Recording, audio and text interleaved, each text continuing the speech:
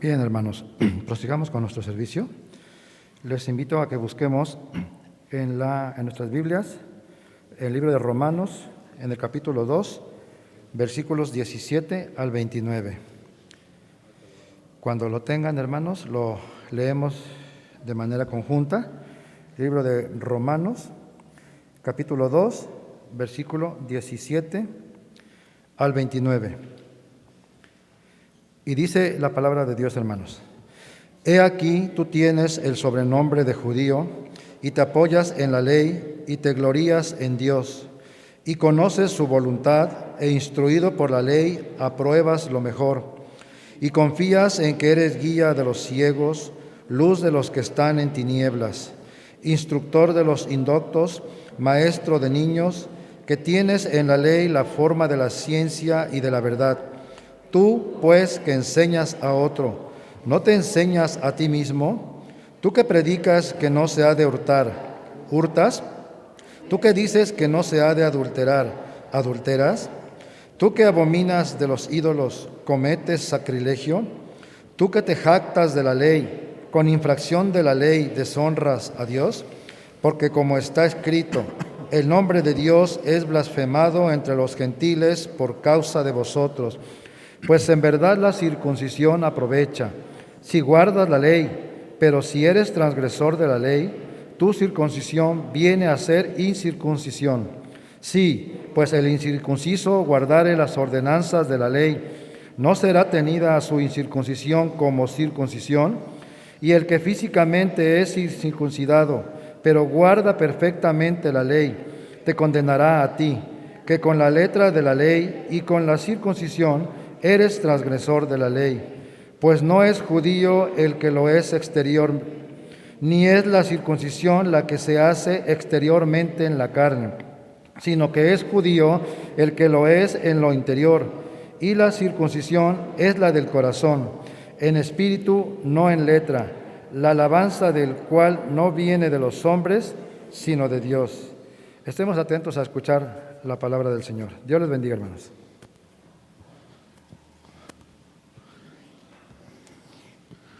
Pues estamos contentos, hermanos, de que el Señor está bendiciendo a su iglesia. Gracias a Dios por permitirnos ser parte de este acto del bautismo.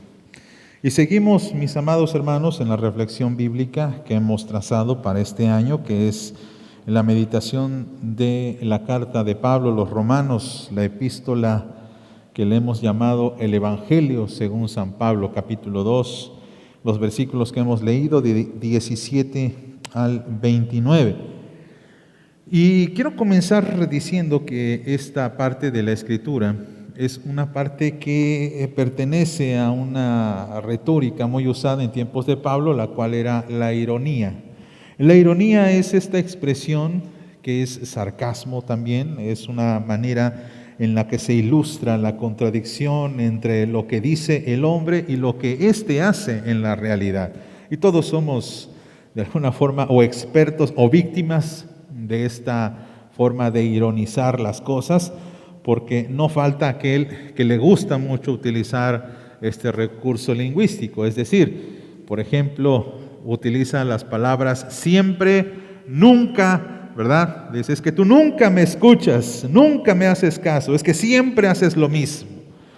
Pero a través de la historia tenemos bastantes frases irónicas, como aquella famosa en latín que reza así, si vis pacem para bellum, que significa en español, si quieres paz, prepárate para la guerra o prepárate para pelear. Es una expresión muy desafortunada, es una contradicción, una paradoja, pero hay muchas frases así. Por ejemplo, Descartes decía en alguna ocasión, la política es el arte de obtener el dinero de los ricos y el dinero de los pobres con el pretexto de proteger a unos de los otros. Irónico. También hay otra de Mark Twain que dice, es más fácil engañar a la gente que convencerlos que han sido engañados. Y la ironía es un recurso muy constante, tanto en la filosofía, en la literatura y la retórica, para ilustrar estos contrastes de la vida. Y tenemos que decir, amados, que en tiempos de Pablo la ironía también era bastante usada en los discursos de los grandes filósofos que se sentaban o que se paraban, mejor dicho, en las plazas públicas, las cuales utilizaban palabras opuestas a su significado o intención. En muchas ocasiones, incluso fabricando algunos diálogos, como veremos a continuación, en el que se ilustra precisamente este contraste entre lo que el hombre dice y el hombre hace o cree en realidad. Por lo cual no es de sorprender que Pablo en esta carta a los romanos utilice este recurso retórico para dar continuidad a este discurso que ha venido desarrollando, que va a iniciar en el capítulo 1, versículo 18, cuando habla de la ira de Dios. Pero me parece que este es un buen momento para que recapitulemos, para que hagamos un pequeño resumen, porque a veces puede ser que nos estemos perdiendo entre lo que es la meditación de la carta de Pablo, que ya hemos visto. Este es el 8º sermón, hemos visto 8 sermones. Los primeros 2 hablan un poquito acerca del contexto, las intenciones de Pablo. Pero recuerden que Pablo inicia diciendo que hay un evangelio. El evangelio es el poder de Dios, es la buena noticia de Jesucristo. Y actúa para todo aquel que cree. Parece sencillo, parece fácil, es una idea bastante comprensible, pero Pablo después nos introduce a algo que va a ampliar prácticamente durante todo este periodo, hasta el capítulo 4, casi llegando al capítulo 5, que es la ira de Dios. Recuerden que este es el tema general que prácticamente nos ha ocupado casi la mitad o más de la mitad de lo que van nuestros sermones. Hemos estado reflexionando casi 5 sermones para hablar precisamente en qué consiste o por qué se manifiesta la ira de Dios, la cual es, según el apóstol Pablo, contra toda la impiedad e injusticia de los hombres. ¿Y por qué? Bien, Pablo nos va a dar 3 razonamientos del por qué el hombre está en el objeto de la ira o es el objeto de la ira. Primeramente porque el hombre rechaza a Dios, rechaza conocerle o reconocerle. Dios se ha revelado, el hombre simplemente le niega. Para el hombre esto no es Dios y el hombre empieza a fabricarse su propio Dios más adelante. El hombre se niega también a reconocerle, se niega a agradecerle. No vive para su gloria, no vive para la alabanza y entonces el hombre se convierte en su propio Dios, porque al negarle, entonces el hombre saca aquellos ídolos que hay en su corazón, haciendo eco de esa famosa frase que hemos dicho constantemente, que decía Spurgeon basándose en Pascal. Blaise Pascal es el que originalmente dice estas palabras: el corazón humano tiene un hueco en forma de Dios. ¿Se acuerdan esta frase? Bellísima, ¿verdad? El corazón humano tiene una forma, tiene un hueco en forma de Dios y no la puede llenar con nada más que con Dios. Pero Juan Calvino dice, pero el hombre trata de hacer algo, porque el corazón humano es una fábrica ¿de qué? De ídolos. Y el hombre se va a fabricar ídolos de sensualidad, ídolos de razonamiento, es decir, va a justificar sus actos. Y el ídolo al que Pablo le va a dedicar más tiempo es el ídolo de la religión, el ídolo de la ley, el ídolo que es muy seductor. Y este de hecho es el ídolo más peligroso. Y por favor pongan atención en esto. El ídolo más peligroso es el ídolo de la religión. ¿Por qué? Porque el de la sensualidad, incluso el de el razonamiento, son muy fáciles de identificar, son fáciles de señalar, de poner en evidencia, y es fácil determinar quién está haciendo o cometiendo este acto de idolatría hacia la sensualidad o el razonamiento. Pero el ídolo de la religión es bastante complejo porque existe una ironía secreta, y la ironía es esta: que muchas personas piensan que están bien con Dios, pero en realidad solamente están siguiendo una religión. Vuelvo a repetir, hay muchas personas que piensan que están bien con Dios, que piensan que para estar bien con Dios hay que hacer cosas, hay que cumplir con requisitos, hay que acumular ciertas prescripciones o ritos. E interesantemente, irónicamente, estas personas están a veces más alejadas de Dios que aquellos que abiertamente niegan la presencia o que niegan a Dios. Esto es muy peligroso por ello. Y por eso Pablo le va a dedicar, si ustedes se han fijado, prácticamente ya llevamos el final del capítulo 1, todo el capítulo 2 y parte del capítulo 3. Pablo va a hablar acerca de esta idolatría de la religión, porque es una ironía tan secreta que mucha gente desconoce. Y en este episodio, en este capítulo, en esta porción de la Escritura, vamos a analizar 3 cosas que son bastante irónicas. En primer lugar, Pablo señala que aquellos religiosos creen que son luz, pero en realidad son oscuridad. Porque el religioso cree que es luz, pero en realidad está en tinieblas. El religioso cree que es ejemplo, pero en realidad es un mal ejemplo. El religioso cree que tiene a cabo un logro, pero en realidad es un fracaso. Y vamos a analizar esto a través de los versículos 17 al 29, por lo cual ruego que tengan sus Biblias abiertas, ruego que saquen sus bosquejos y que nos pongamos manos a la obra. Pero antes vamos a orar, amados. Vamos a orar pidiendo al Señor su intervención y bendición. Amado Señor, te pedimos en este momento, en el nombre y por méritos de Jesucristo, que nos ayudes a escudriñar tu palabra, Señor, porque queremos obedecerte a ti. Queremos seguir puramente el Evangelio, así que ayúdanos, Señor, a despojarnos de las ideas, las preconcepciones que a veces pensamos que son correctas para quedarnos únicamente con tu pura palabra. Te rogamos esto, Señor, en el nombre de Jesús. Amén. Leamos, amados hermanos, lo que es la primera parte de nuestro sermón, una luz que en realidad es oscuridad, versículo 17 al 20, por favor. Dice la palabra del Señor, lo leo y ustedes leen junto conmigo en voz alta. Dice, he aquí, tú tienes el sobrenombre de judío y te apoyas en la ley, y te glorías en Dios y conoces su voluntad.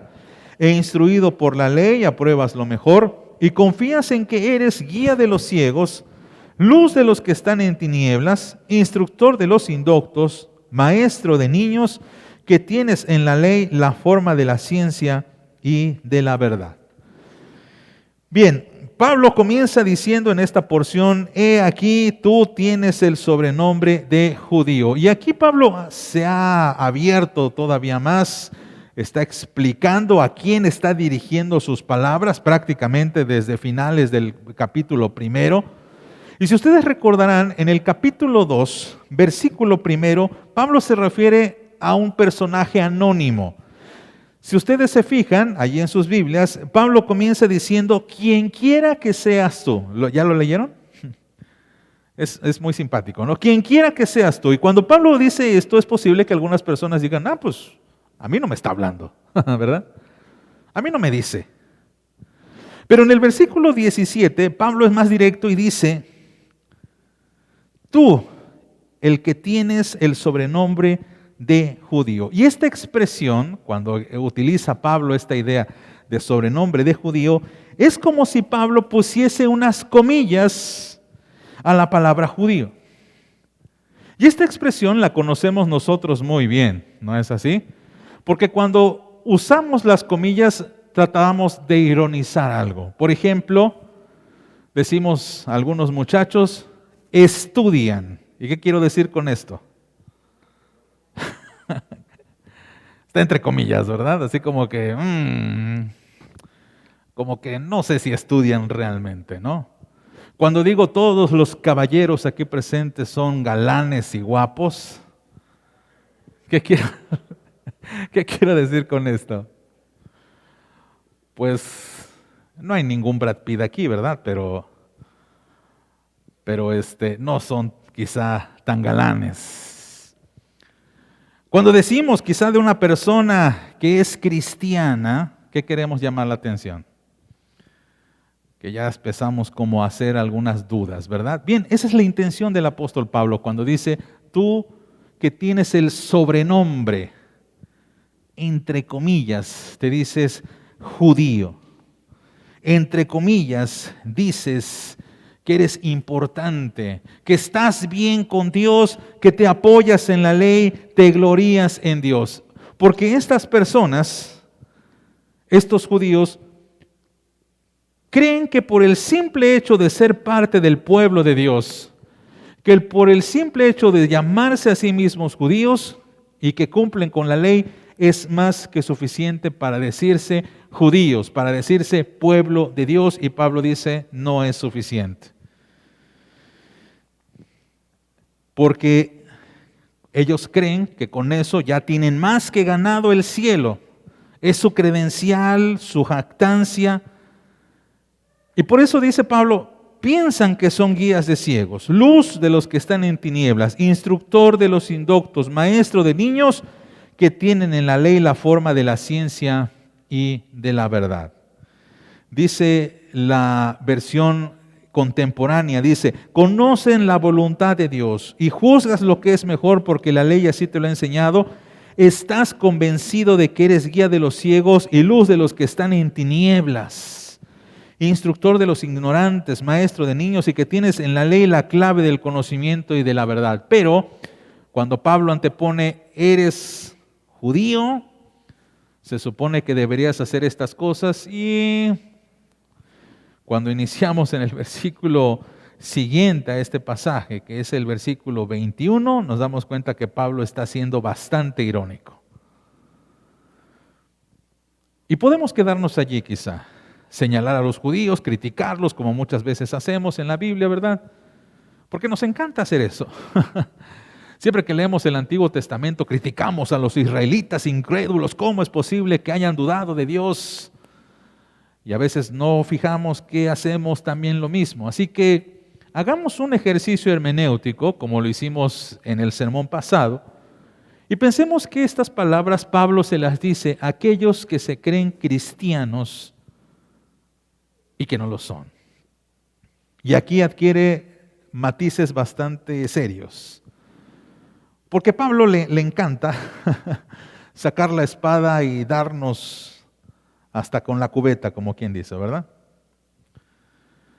Porque lo que Pablo está queriendo decir a los judíos es que judío no es o no significa hacer esto, aquello o esto más.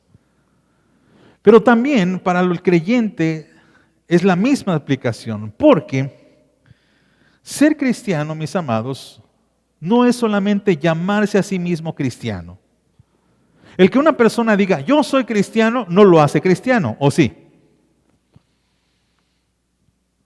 ¿O sí? No. Y por supuesto, llamarse a uno mismo cristiano tampoco lo hace salvo. Vamos un poquito más lejos. Dice aquí nuestra diapositiva, ser parte de una iglesia tampoco me hace cristiano. ¿O sí? Había un librito que sacó un evangelista que ya está con el Señor, partió el año pasado, Luis Palau. Y Luis Palau escribió ese librito diciendo, ¿qué es ser cristiano? Un librito chiquitito, bonito, muy sencillo. Tristemente no fue mucha la venta que hizo de ese libro. De hecho, todavía usted puede encontrar en las librerías cristianas de esos libritos de esa primera o segunda edición. Porque mucha gente piensa, es muy fácil ser cristiano, ¿no? Y Palau explica también con algunas palabras similares, el ir a la iglesia no me hace cristiano. El ser parte de una familia cristiana me hace cristiano. Ser o nacer de una cuna cristiana me hace cristiano. Porque mucha gente piensa eso, ¿no? Es que nací en cuna cristiana. Es que mi papá fue anciano de iglesia, mi abuelito fue fundador del Divino Salvador. ¿Eso me hace cristiano? ¿Eso me hace salvo, hermanos? Ahora vayamos más lejos. ¿Conocer la voluntad de Dios me hace cristiano? ¿Conocer la Biblia me salva? ¿O leerla incluso? ¿Ser maestro de otros? Como dice, tú enseñas a los niños, eres maestro de niños. Que el que yo enseñe a otros me hace cristiano o me salva. O incluso ayudar a otros a encontrar su fe en Jesucristo me hace cristiano. Y esto es muy interesante, hermanos, y es una gran ironía porque la gran mayoría de personas creen que un cristiano se define precisamente por estas cosas. Si uno preguntase, ¿qué es para usted ser un cristiano? Es probable que algunos de nosotros pensemos en estas respuestas. Bueno, un cristiano va a la iglesia, un cristiano lee la Biblia, un cristiano evangeliza, un cristiano participa de las actividades de la iglesia.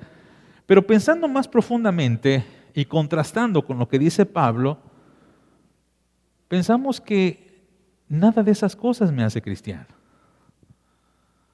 Interesante, ¿no es así? No significa necesariamente que un cristiano no haga estas cosas, pero no queda allí, porque estos son solamente señales externas, ¿cierto? Porque una persona puede venir al templo y sin embargo nunca tocar su Biblia el resto de la semana, ¿cierto? Durante la pandemia, cuando nosotros tuvimos la decisión o tuvimos que tomar la decisión de cerrar el templo porque pues la pandemia estaba en su alza, algunos hermanos dejaron sus Biblias en la iglesia. Yo creo que para que fueran bendecidas o no sé, algo por ahí, ¿no? Durante año y medio que duró la iglesia cerrada, uno esperaría que, pastor, dejé mi Biblia olvidada en el templo, ¿puedo pasar por ella? Pues nadie se acordó. Encontramos por ahí unas Biblias, lo peor es de que algunas no tenían ni nombre. ¿Qué se hizo? Se regalaron. No, no es cierto, están por ahí, hermanos. Estarán por allí. Los diáconos guardaron las Biblias, obviamente, porque están, para que no intercambiemos ningún vínculo de contagio. Pero esto es lo interesante. Y Pablo ridiculiza estas pretensiones de los judíos que piensan que haciendo tales cosas se pueden nombrar a sí mismos judíos y que de alguna forma eso los puede salvar. Pablo dice, no es así. Pero no queda allí, sino Pablo va un poquito más al fondo y empieza a mostrarnos que el ejemplo que en realidad los judíos creen que son, en realidad son muy mal ejemplo. Y seguimos leyendo versículo 21 al versículo 24. Dice Romanos 2, 21, 24, dice, tú pues que enseñas a otro, ¿no te enseñas a ti mismo? Tú que predicas que no se ha de hurtar, ¿hurtas? Tú que dices que no se ha de adulterar, ¿adulteras? Tú que abominas de los ídolos, ¿cometes sacrilegio? Tú que te jactas de la ley, con infracción de la ley deshonras a Dios, porque como está escrito, el nombre de Dios es blasfemado entre los gentiles por causa de vosotros. Y nosotros entendemos, ¿verdad?, esta ironía, esta hipocresía de alguna forma, que reflejan los judíos en la comunidad de Roma, que creen que son buen ejemplo, que creen que pueden aglutinar a personas que los tomen como sus guías, como sus maestros espirituales, pero Pablo dice, lo que en realidad ustedes hacen es algo, y es algo grave. Hacen que los gentiles blasfemen en el nombre de Dios. Y todos hemos sido testigos de discursos bien preparados, pero malos ejemplos. Cuando yo era niño, en la primaria, hubo una pequeña micropandemia, no sé cómo se le llama cuando es a nivel local, pero bueno, una enfermedad ahí colectiva de muchos niños que se enfermaban de tifoidea. Interesante. ¿Perdón? Epidemia también. Gracias, Rocío. Entonces, todos los niños se enfermaban de esta enfermedad, olvidé ahorita el nombre, y los profesores idearon un sketch para enseñarnos a los niños que no se debía comer en la calle. Y esa era la moraleja.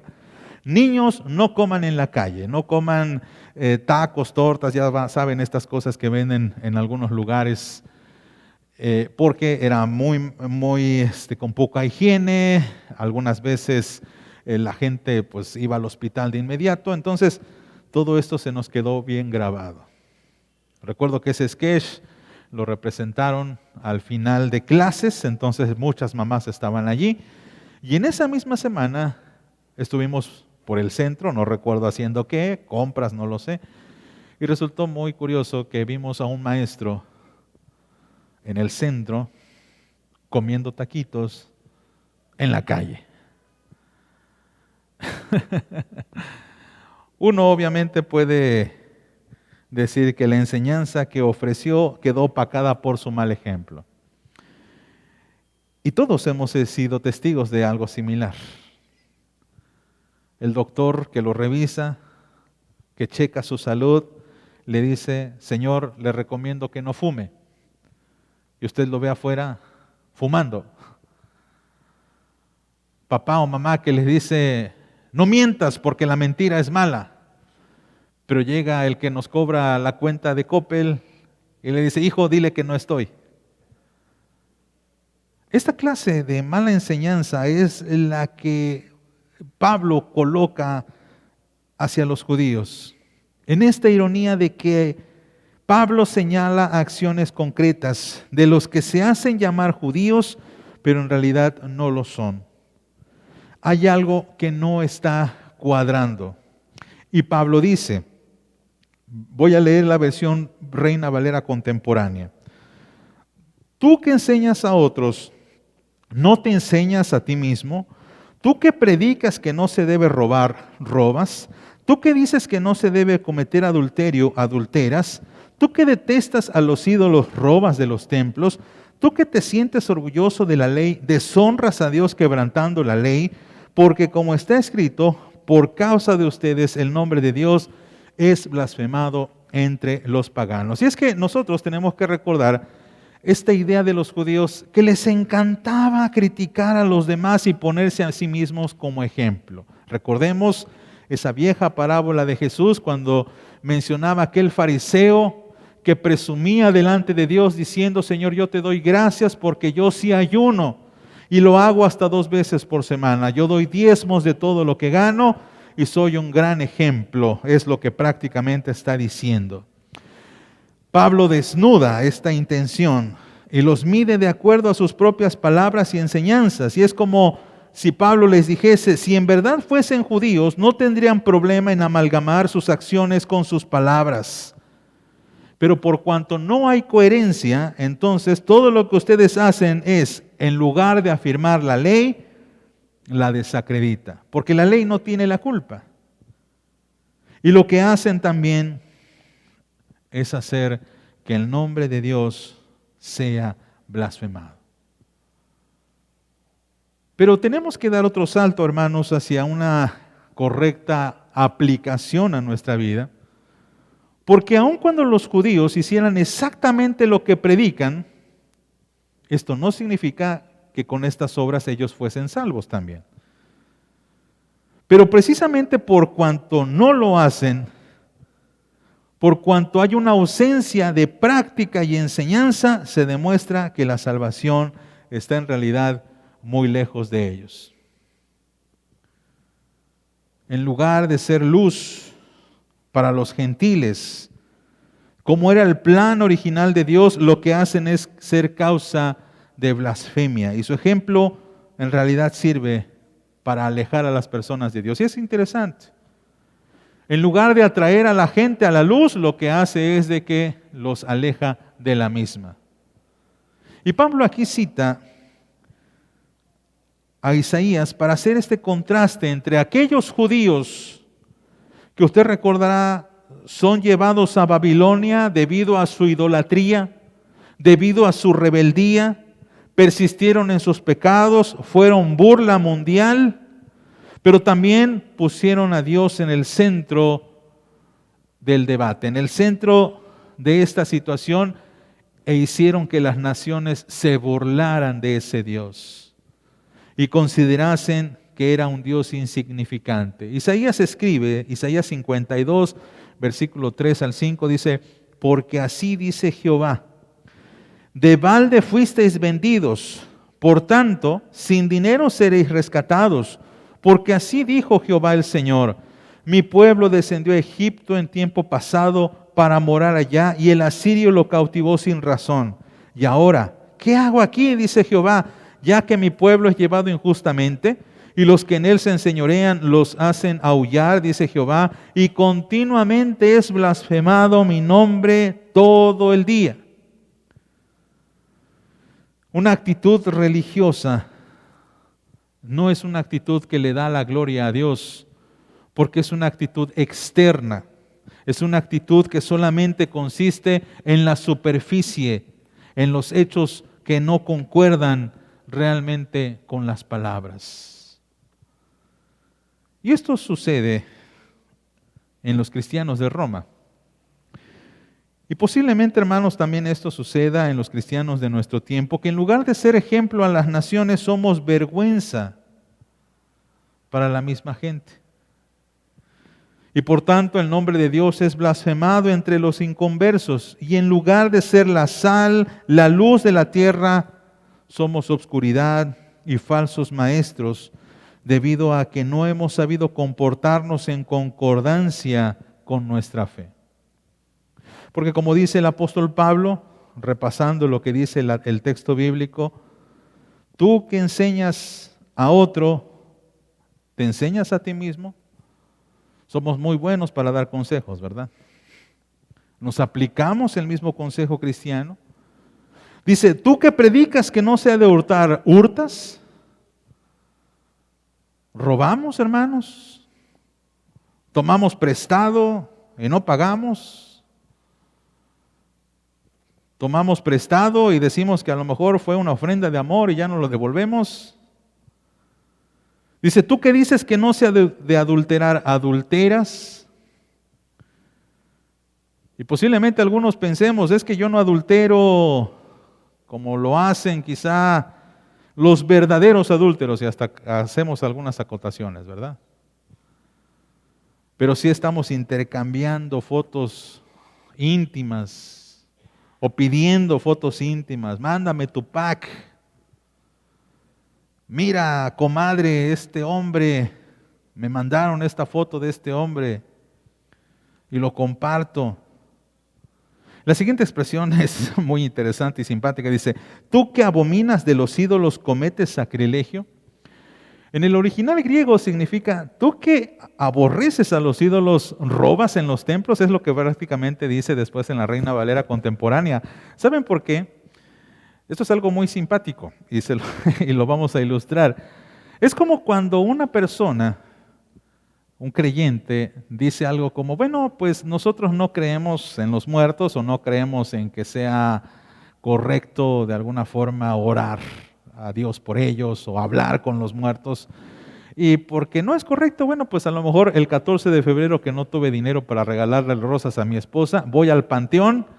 Y como el muerto no se va a quejar y pues Dios abomina eso, pues entonces voy a robar las flores del panteón y se las voy a llevar a mi esposa. ¿Por qué? ¿Saben? Había una práctica de los cristianos y de los judíos que hacían esto. En Roma había muchos templos a diversos ídolos. Y estos templos generalmente estaban abiertos para que la gente pasara a orar durante el tiempo que quisieran. Y sucedía como a veces sucede en algunas iglesias católicas, que ustedes saben que hay una pequeña cajita con dinero. ¿Han visto eso? A veces están en las líneas de autobuses, ¿no? Está ahí una virgen, está un santo, está una cajita, ahí la gente va a rezar, le pone una moneda y se va. Bien, estos cristianos, parece ser, parece que Pablo tiene información de que algunos de estos judíos pues aborrecían a los ídolos, pero se llevaban la cajita. Suena chistoso, ¿no? Es como si alguno de ustedes fuera a Caxa, viera a una virgen que está por allí, al lado de Burger King, creo, no me acuerdo, agarra la cajita, llega con los diáconos y dice, hermanos, miren, consigue esto para nuestra iglesia. Dice el apóstol Pablo, eso no es correcto. Estás robando. Le quieres llamar de otro nombre, pero estás robando. Y luego dice, tú que te jactas de la ley, con infracción de la ley deshonras a Dios.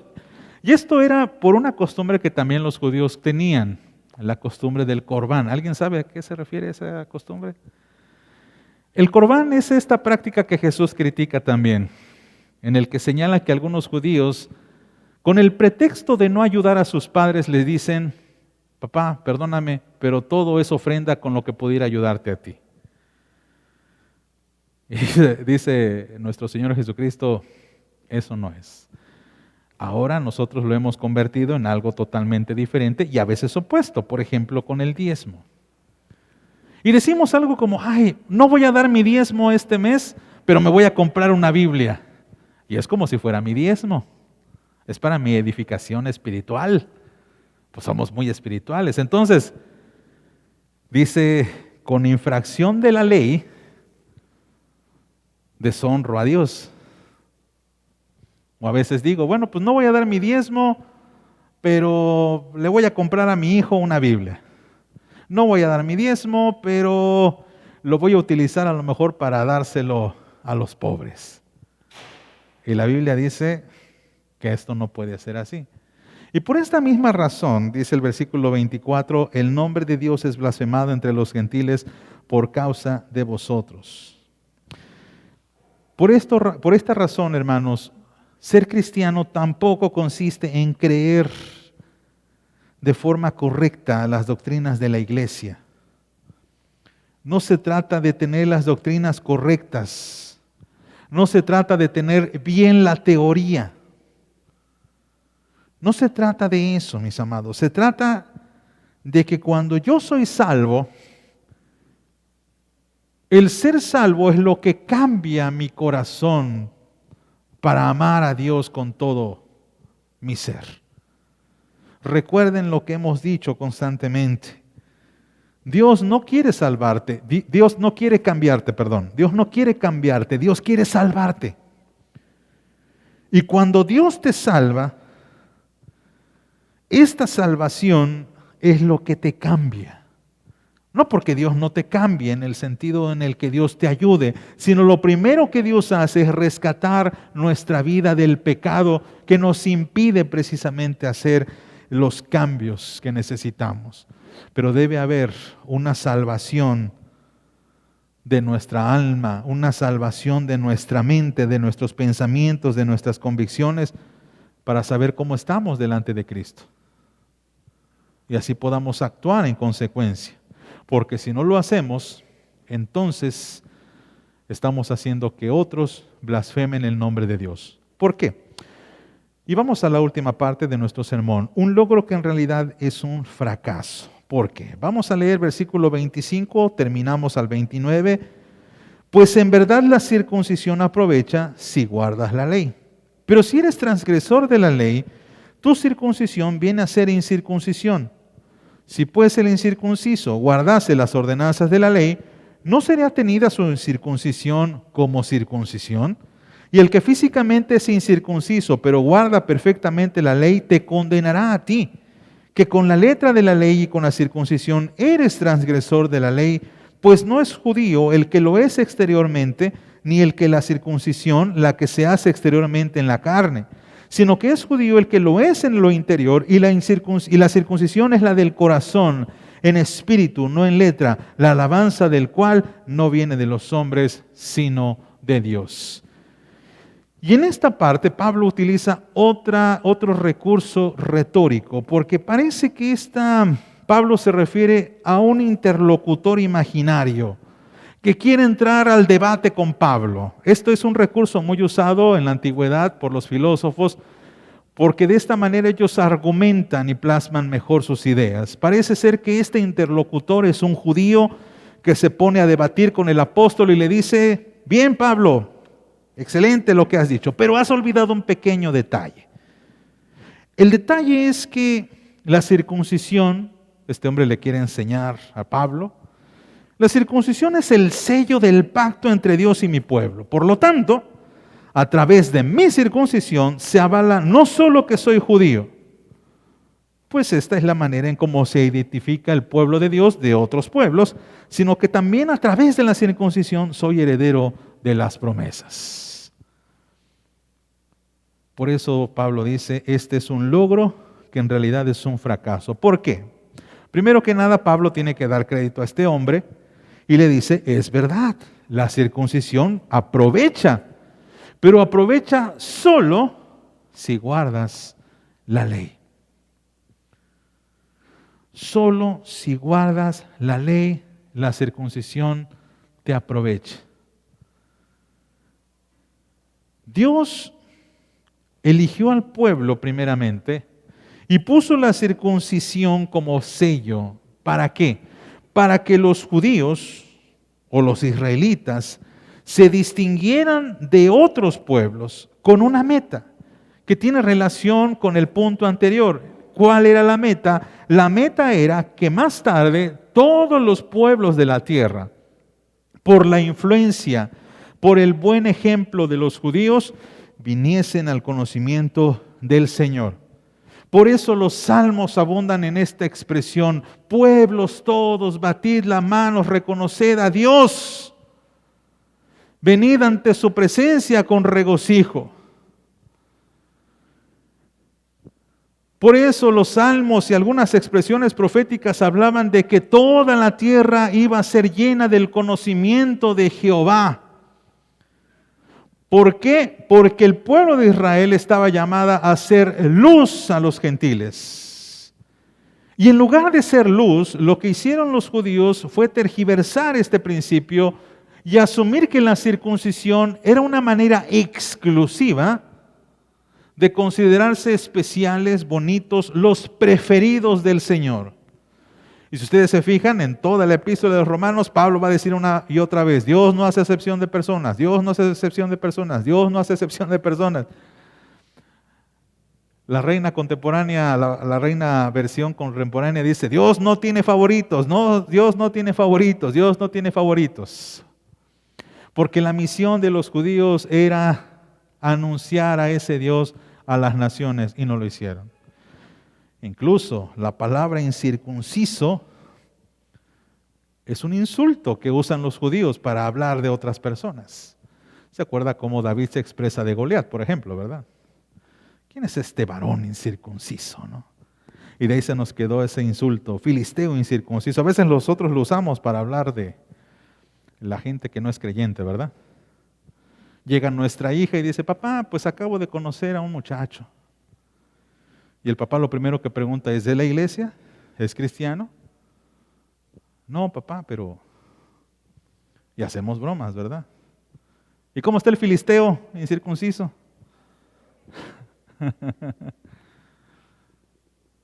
Claro que en los jóvenes no hacemos eso, ¿verdad? No decimos: bienvenida, hermanita, y el filisteo, ¿cómo se llama? No.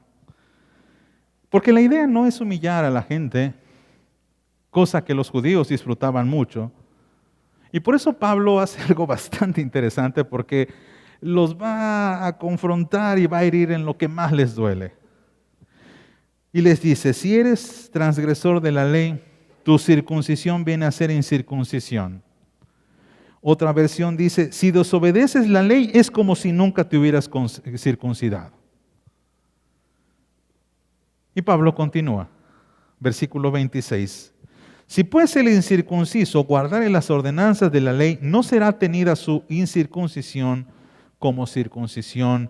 Y el que físicamente es incircunciso, pero guarda perfectamente la ley, te condenará a ti que con la letra de la ley y con la circuncisión eres transgresor de la ley.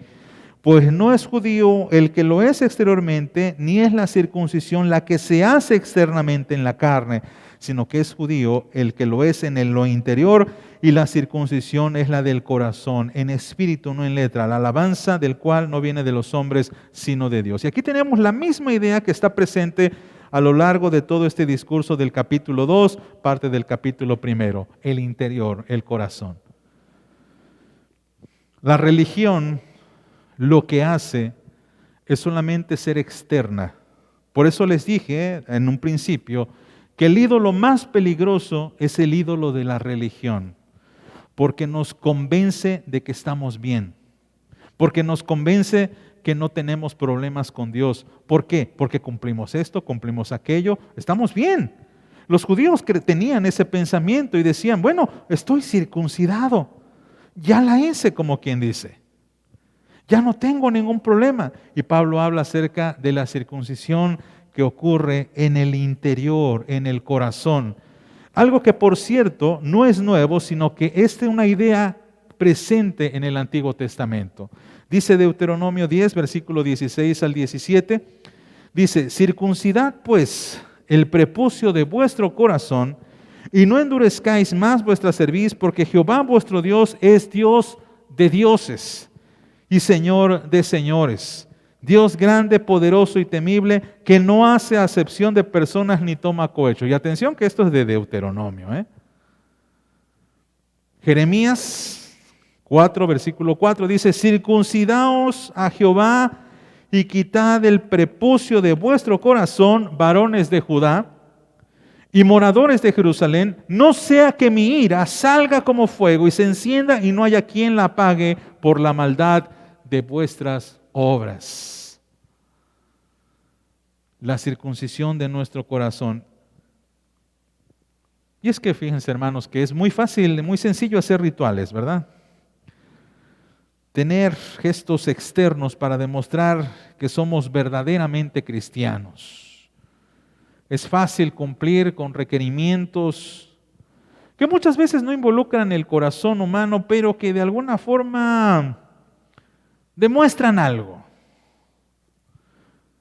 Demuestran lo que queremos evidenciar, mostrar en lo exterior. Es como un disfraz, perdón que lo diga así, una careta, en el cual nosotros representamos un papel.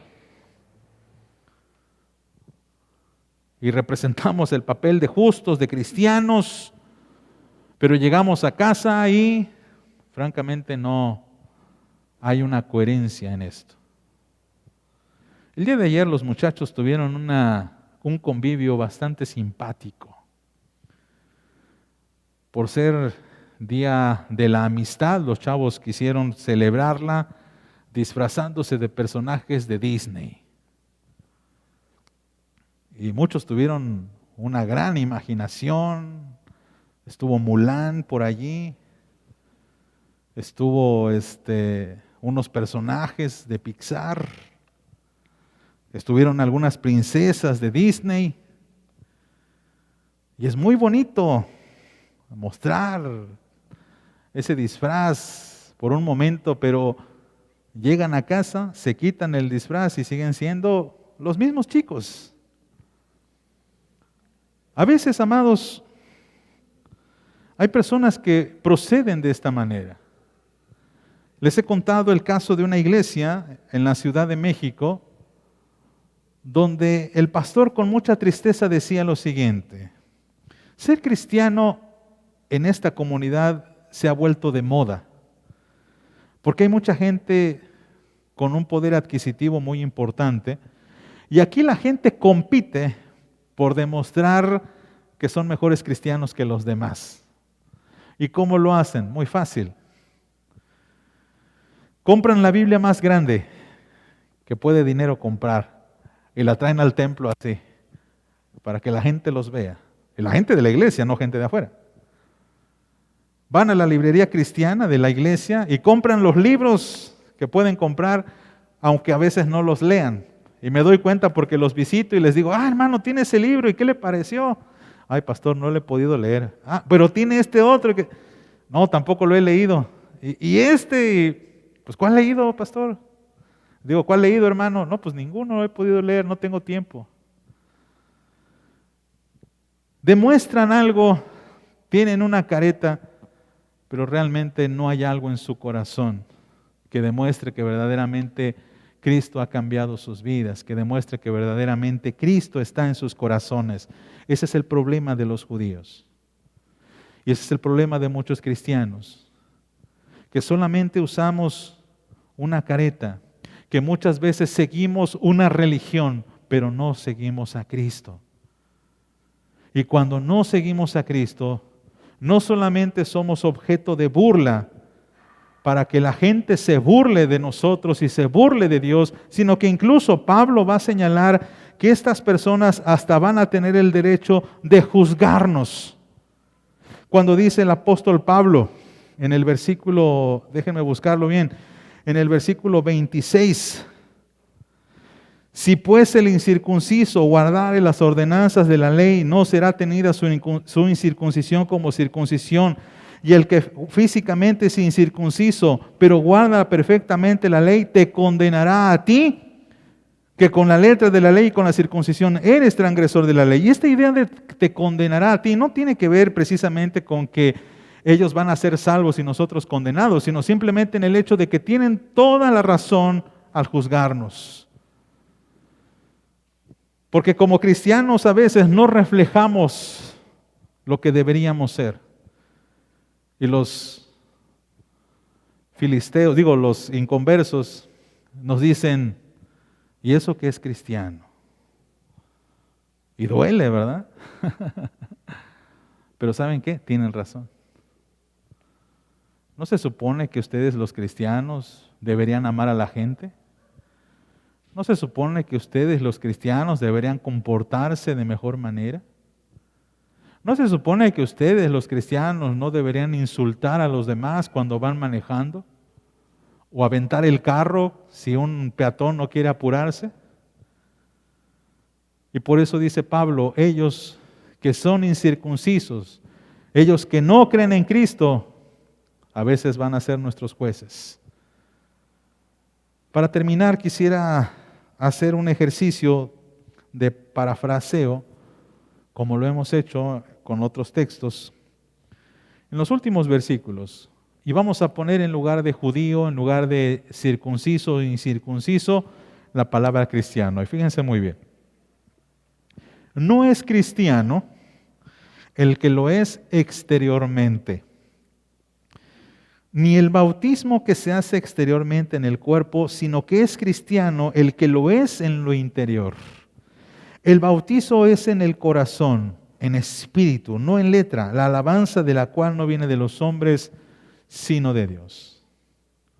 Y hacemos aquí este ejercicio de comparativa, porque recuerdan que la circuncisión vino a ser sustituida por el bautizo. Y esta última parte significa, hermanos, de que la alabanza de la cual no viene de los hombres, sino de Dios, en el que Dios está dando su certeza, su certificado de quién verdaderamente es creyente, quién verdaderamente es cristiano, quién verdaderamente es salvo. Porque Dios conoce nuestros corazones. Dentro de 2 semanas, uno de nuestros hermanos va a exponer la parábola del trigo y la cizaña en esta serie de sermones de las parábolas de Jesús que se van a llevar a cabo en las tardes, en el que hay también esta enseñanza, de que hay gente que en apariencia es trigo, pero en realidad son cizaña. Y al final de los tiempos, dice la Biblia, va a venir el Señor y va a separar, para hacer este ejercicio de escudriñamiento, que de hecho Él ya sabe. ¿Cómo estamos nosotros, hermanos? ¿Cómo está nuestra relación con Cristo? ¿Hemos creído verdaderamente en el Evangelio o estamos depositando nuestra fe en una religión? Y son temas, hermanos, para concluir, son preguntas que deberían hacernos pensar, porque la dedicatoria no es para los judíos. Si creemos que esta es palabra de Dios, creemos que no solamente es para los destinatarios originales a los que Pablo escribió, sino también es para nosotros, para todos aquellos que estamos en Cristo.